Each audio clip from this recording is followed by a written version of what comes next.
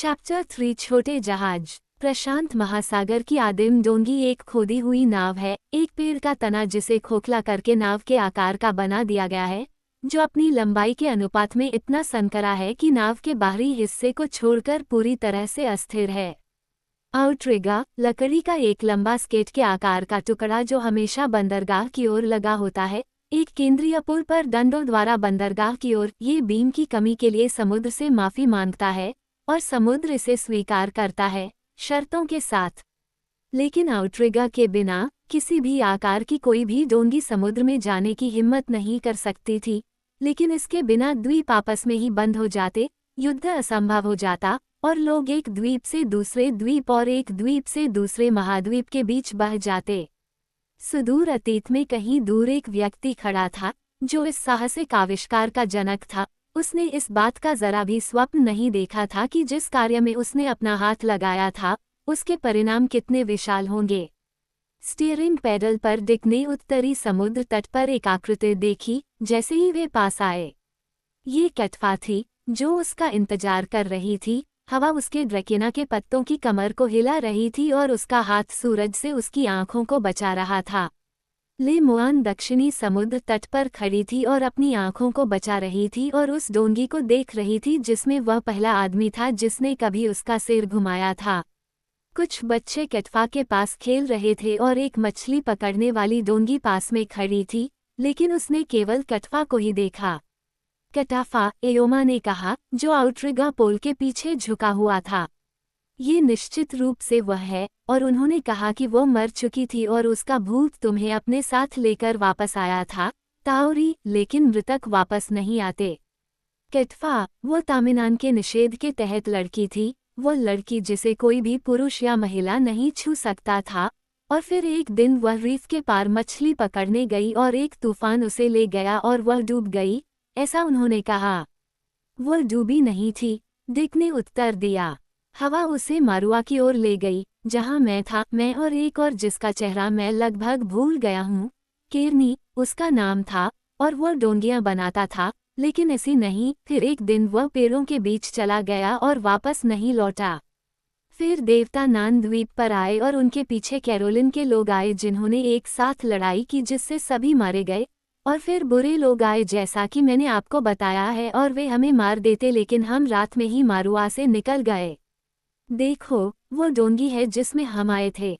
उसने समुद्र तट पर खींची गई नाव की ओर इशारा किया।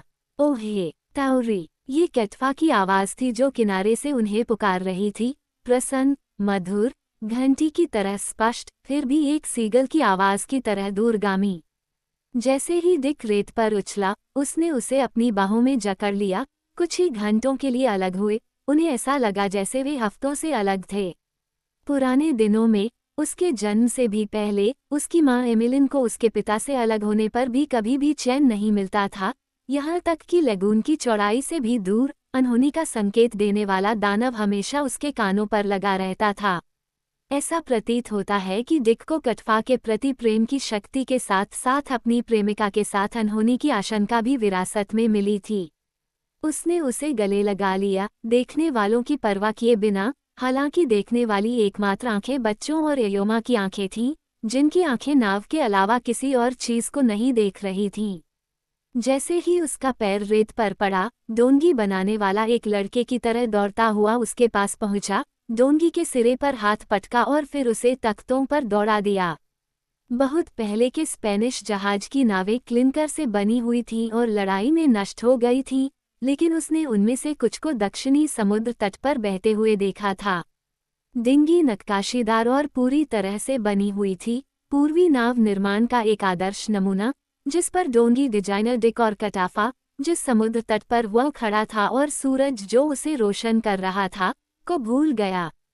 पेड़ के तने को खोखला करके नहीं बल्कि तख्तों से बनी नाव का विचार उसे स्पेनिश नावों के जले और टूटे हुए टुकड़ों से मिला था, लेकिन तख्तों को कैसे प्राप्त किया जाए और उन्हें मनचाहे आकार में कैसे मोड़ा जाए, यह उसकी कल्पना से परे था और उसकी क्षमता से परे था।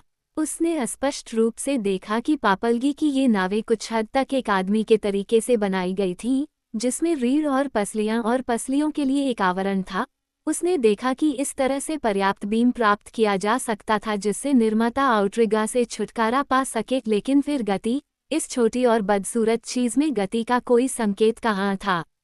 दुनिया के प्रारंभिक युगों में, जिसमें एयोमा अभी भी रहता था, कुरूपता की केवल दो अभिव्यक्तियां थीं, वे रेखाएं जो गति की कमी को दर्शाती थीं और वे रेखाएं जो शक्ति की कमी को दर्शाती थीं। डिक, हालांकि डोंगी बनाने वाले के रूप में भूरे रंग का था और उसे लगभग एक सच्चा द्वीपवासी समझ लिया गया था, वह शायद आयोमा से 10 लाख साल छोटा था, ठीक वैसे ही जैसे कि डोंगी मछली पकड़ने वाली डोंगी से 10 लाख साल छोटी थी जो उसे लैगून के पार ले आई थी।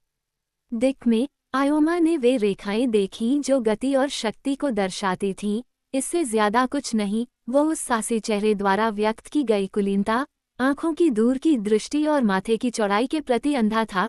डोंगी में आयोमा ने गति की कमी देखी, वह उस कुलीनता के प्रति अंधा था जिसने इस कली को एक युद्धपोत की बहन बना दिया, इसे एक कशेरुकी बना दिया, न कि उस डगआउट के विपरीत जिसमें न तो कील है और न ही पसलियां।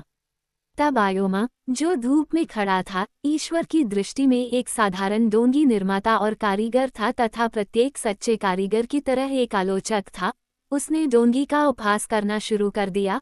पहले तो उसके गले में गहरी हंसी फूट पड़ी, फिर मुर्गी के टक टक जैसी आवाज निकली, फिर वह लंबी और ऊंची हंसी और उपहास के शब्दों के साथ बोला, इस सुअर मछली का कौन सा सिरा कौन सा है? स्वर्ग की एयोमा और डिक ने पूछा, और जिसने इसे बनाया, उसने इसके जैसे और कितने बनाए?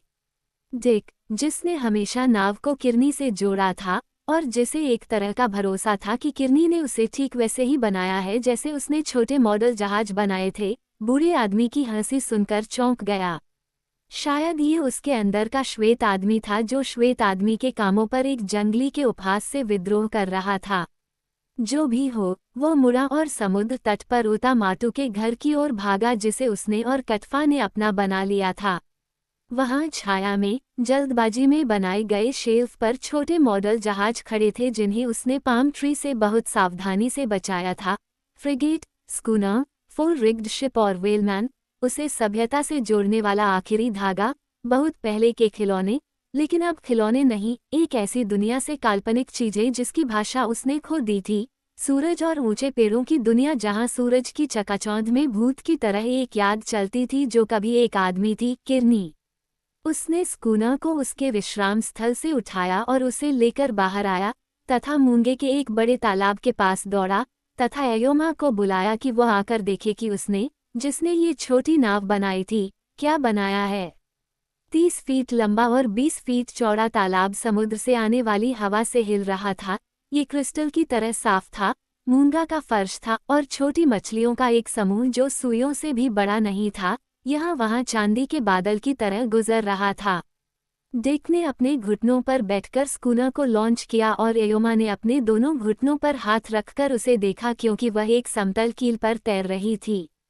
फिर खुशनुमा पश्चिमी हवा के साथ पतवार को ठीक से सेट करके और मुख्य बूम को बाहर निकालकर वह तालाब से नीचे पूर्व की ओर चली गई जहां कटफा उसे लेने के लिए दौड़ा था। एयोमा ने देखा, फिर डिक ने दूसरे छोर पर दौड़कर उसे दिखाया कि वह लगभग हवा के विपरीत दिशा में कैसे चल सकती है। डिक को उसके हर एक स्टिक और स्ट्रिंग की जानकारी थी, मुख्य और आगे के पाल को कैसे ऊपर उठाना और नीचे करना है और हेड सेल को कैसे सेट करना है। अगर आप उसे असली स्कूनर पर बिठाते, तो वह मॉडल के अपने ज्ञान से उसे चला सकता था। और एयोमा ने बहुत उत्सुकता से देखा, फिर एक हाथ पकड़कर वह अपने घुटनों पर बैठ गया और महान सूर्य ने कैरोलिन के भविष्य के बेड़े के निर्माताओं को बच्चों की तरह खेलते हुए देखा, जबकि अपने नकली समुद्र पर छोटा स्कूनर बंदरगाह से बंदरगाह तक चला, पूल की लहरों के आगे झुक रहा था जैसे खोया हुआ राराटोंगा, जिसका यह मॉडल था, महान प्रशांत की लहरों के आगे झुक गया था।